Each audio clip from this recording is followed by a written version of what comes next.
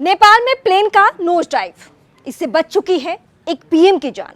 इस वीडियो के जरिए आज हम यही बताने जा रहे हैं आपको, क्या है नोज ड्राइव प्लेन क्रैश, कब प्लेन नाक के बल गिरता है जो नेपाल में हुआ है। नेपाल में काठमांडू से पोखरा की उड़ान के दौरान एक छोटा विमान क्रैश हो गया। वो नोज ड्राइव वाली स्थिति में नीचे गिरा।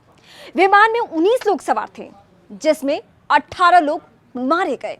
तो आइए जानते हैं क्या होती है नोज ड्राइव की स्थिति, कैसे कोई विमान इस स्थिति में नीचे गिरता है और हवाई दुर्घटना हो जाती है। इस हादसे में एक छोटा विमान पट्टी पर दौड़ते हुए हवा में उड़ता है, फिर हवा में जाने के चंद मिनट के बाद ही लहराते हुए सीधे नाक के बल यानी नोज ड्राइव स्थिति में जमीन पर आकर टकराता है।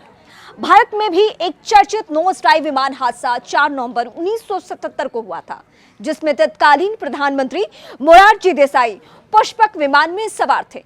इसमें पीएम को बचाने के लिए पायलट ने विमान को नोज डाइव कराया।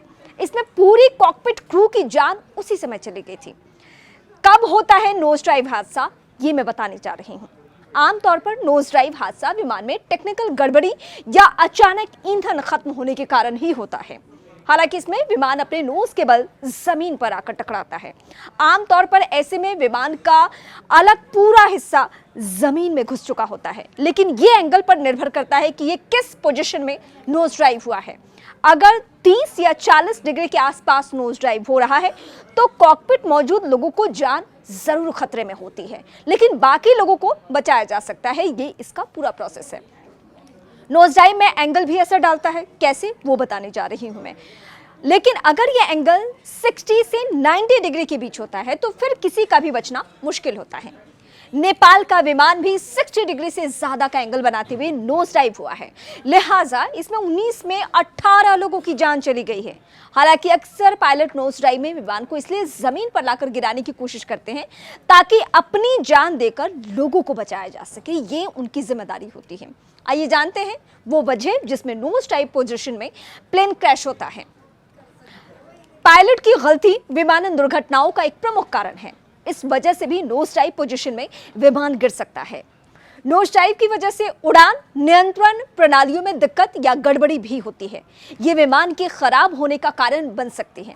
उदाहरण के लिए क्षैतिज स्टेबलाइजर या एलिवेटर नियंत्रण की समस्याएं पायलट को समतल उड़ान भरने के लिए उड़ान बनाए रखने से रोक सकती हैं। कुछ मामलों में किसी खराबी के कारण भी विमान का अगला हिस्सा नीचे दब जाता है।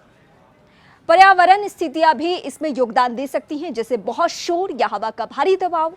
इसमें विमान सीधे हवा से जमीन पर आकर नाक के बल करता है। डिजाइन, हालांकि विमान को स्थिर रखने के लिए डिजाइन किया गया है, लेकिन डिजाइन की कुछ खामियां भी नोज डाइव की वजह बन सकती है।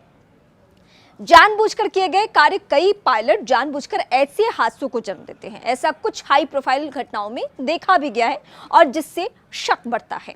मोरारजी देसाई के विमान में क्या हुआ था?